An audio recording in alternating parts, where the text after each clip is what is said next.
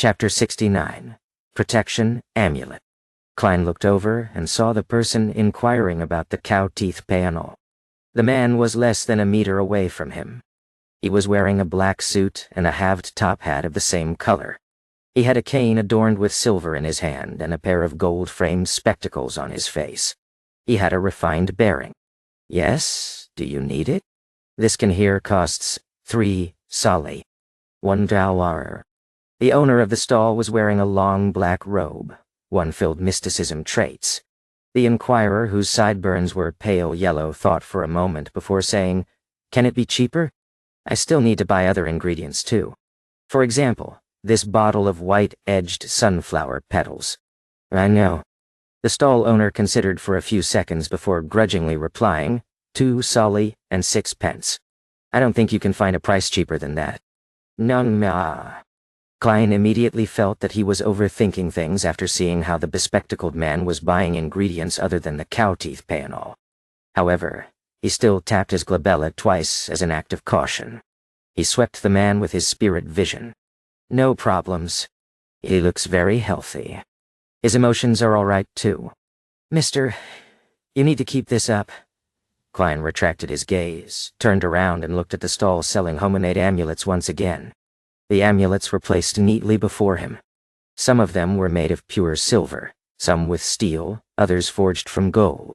But only a few of the amulets had a weak aura emanating from them, some crimson, some pale white, some golden. This meant that some of them had weak traces of spirituality and were definitely effective to a certain extent. Klein looked at the amulets carefully and confirmed that the stall owner making the amulets had some foundation in mysticism. The stall owner did not make any mistakes matching the different energy sources to the different incantations. He was also extremely accurate at choosing the materials that corresponded to the different energy sources. Of course, a mere mysticism enthusiast would definitely make some mistakes. Klein noticed that the stall owner did not fully understand the incantations. One could not create an incantation simply by translating the content of the prayer into Hermes. The incantations had to follow a certain format that followed unique rules. The other problem was that the stall owner had made mistakes of varying degrees when he was choosing a suitable symbol for the energy sources. That explained why there were only 2 or 3 amulets releasing the faint light out of the dozens that were laid before him. As for how much of an effect the 2 to 3 amulets would have, Klein could only say that it was better than nothing. An amulet that was truly equipped with obvious effects needed the craftsman to release his spirituality from a blade while carving the incantations and symbols. If one wanted even better results, they would have to supplement it with ritualistic magic. And these 2 things were not something an ordinary person could achieve. Klein tapped his glabella twice, then pointed at the upper left corner of the stall with his black cane. "How much for these 2? He did not ask about the amulets that had a rudimentary colored aura, but half-completed items. Other than an external shape, they had not been carved with incantations or symbols. To Klein, there was no reason to purchase the amulets that had weak effects. What he wanted to do was to transform the half-completed amulets into true amulets. I'll make amulets that can protect a person from danger, 1 each for Benson and Melissa. As for my own, I can ask the Nighthawks to supply me with the ingredients. Man, I must have been influenced by old Neil. I don't feel any guilt when doing something like that." Klein's mind wandered as he watched the stall owner pick up the half-completed silver amulets. The first silver amulet was elongated and had a cavity in the middle. Around it were patterns of angel-like feathers. The craftsmanship was intricate and was very beautiful. The other was simple, almost completely devoid of any additional decorations or carvings. It had a vertical line representing the night and a circle representing the crimson moon. Klein, who paid much attention to appearances, took a liking to them immediately. "This is 6 solly," the middle-aged stall owner said, pointing to the intricate amulet. He was a man of few words. After pausing for a while, he rubbed the simpler piece and said, "This is 5 solly 3 pence. That's too expensive. They are still far from being an amulet." $9. Klein had slowly been influenced by Benson and Melissa, so he had begun cultivating the habit of haggling. After a battle of words, He bought the 2 silver accessories at 5 solly 6 pence and 4 solly 9 pence respectively. Yeah, they can only be considered silver accessories for the time being. Klein had that in mind. The 10 solly 3 pence was deducted from the reimbursement he received for his divination club membership. Klein received the 2 silver accessories and placed them into his pocket. He was about to head to another stall when he heard a gentle voice. "Sir, why are you not buying a completed amulet?" Klein turned his head over and found a teenage girl asking him the question. She was about 15 years of age and wore a lacy yellow dress while holding onto a veiled hat with a ribbon. "It's because I intend to make my own amulets. As you know, that is the wish of every enthusiast of mysticism." Klein minced his words and answered. He did not wish to make the stall owner think that he was trying to snatch his business, even though he had considered using his skill to earn a quick buck.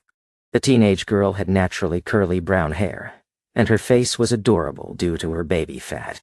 She looked at Klein with her light blue eyes and asked sincerely, "Can I seek your advice on choosing an amulet?"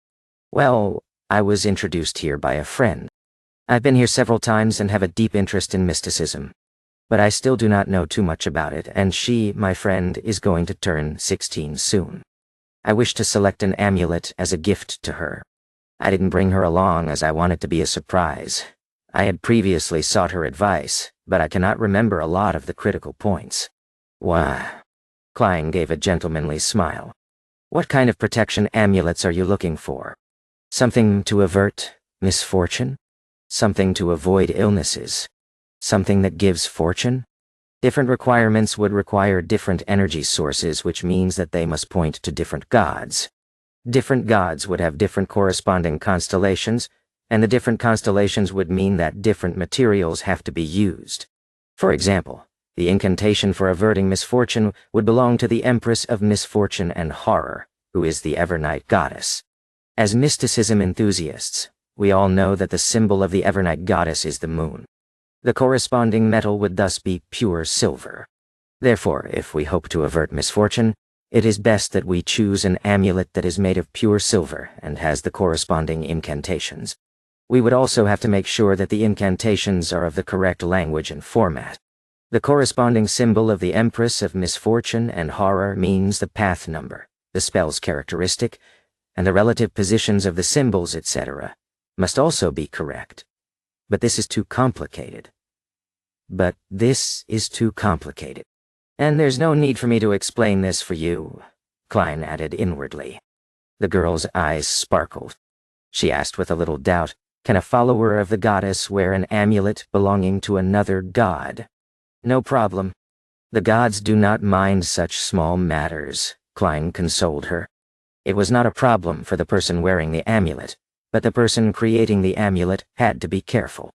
If a believer of the Lord of Storms were to craft an amulet of the eternal blazing sun, they would most likely receive something malicious. Of course, these referred to amulets requiring the aid of ritualistic magic. The craftsman need not pay much attention to this otherwise. The teenage girl heaved a sigh of relief. "I hope to get her an amulet for good health. Which deity should I choose from? The eternal blazing sun, Earth Mother, or the god of knowledge and wisdom?" "There should be no problem with the eternal blazing sun and Earth Mother. The former is represented by the sun while the latter is represented by the brown planet." "No more." Klein smiled as he said, "The material of the sun is gold, while the metal that symbolizes the brown planet is lead. I would suggest the sun, but I do not know if you brought enough money along with you." The reason for his suggestion was because he had noticed that among the 3 amulets with a rudimentary spiritual glow, one of them was a health amulet that came under the domain of the sun. "Isn't this—" Before the teenage girl finished her sentence, she stopped and warily looked at the stall owner who was waiting silently. She thought for a moment before asking, "After I decide on the material, how should I distinguish the incantation and corresponding symbols?" "Do you know Hermes?" Klein asked instead. "I just started learning it," the teenage girl replied, a little embarrassed. "Then let me choose it for you." Klein pointed at the health amulet made of gold and said, "This one has no problems, be it in the incantations or the representing symbol." The teenage girl lifted the edges of her dress and squatted in front of the amulet. She picked up the health amulet with designs of the sun's rays around its edges. She felt as though the amulet was nourishing her, making her feel completely relaxed. "Thank you, thank you." She stood up and curtsied in gratitude. Klein laughed and said, "I'll leave the rest to you and the stall owner. I have other things to tend to." "No." He looked at the stall owner as he spoke and noticed that the man had a weird look in his eyes, as if deciding if he had to give a cut of the profit to Klein. With a smile, Klein did not bother with the matter anymore. He continued touring the underground market, but he didn't notice any true Beyonder ingredients. At this point, old Neil had already paid off his debt. He was holding a dark-colored wooden box in his hands. He pointed to the other room behind and said, after he noticed Klein's look of doubt, "Go there if you wish to buy or sell Beyonder ingredients. After all, no one wishes to let others know what extraordinary items they are purchasing." "When?" "I understand." Klein nodded as though in thought. There was no need for him to go there for the time being. He headed toward the exit of the underground market, together with old Neil. "How much for these elf flowers?" A query suddenly entered Klein's ears. Elf flowers. That's also an ingredient for the spectator potion, Klein thought as he glanced sideways. He once again saw the refined, bespectacled man. "What's the matter?" old Neil asked curiously. "Nothing much." Klein retracted his gaze. Although he was a quasi-member of the Nighthawks, he did not feel that all Beyonders had to be absorbed by the churches or locked up. He believed that it had to depend on the situation. Spectators definitely posed little danger to society or the kingdom, and the chances of losing control as a Sequence 9 were very slim. And after leaving Evil Dragon Bar, Klein and old Neil took a public carriage and left the harbor. They then split ways at the North Borough and headed back to their respective homes. The public transport steered into Daffodil Street and stopped by the side of the road. Klein was about to get off the carriage when he suddenly saw a young lady wearing a grayish-white dress about to board the carriage. This lady had smooth black hair, her face a little round. She had thin eyes and unassuming features, but paired together, she gave off the feeling that she was sweet and gentle. Klein noticed her not because of her beauty, but because he discovered that her body was shuddering slightly. It was an unnatural shudder.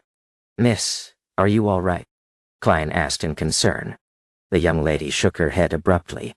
"No, I'm just too tired." The people behind Klein were urging for him to get off, so Klein could only leave the carriage. When he found his footing, he paid attention to the situation from before again. He pinched his glabella twice, planning to determine if the lady was indeed all right.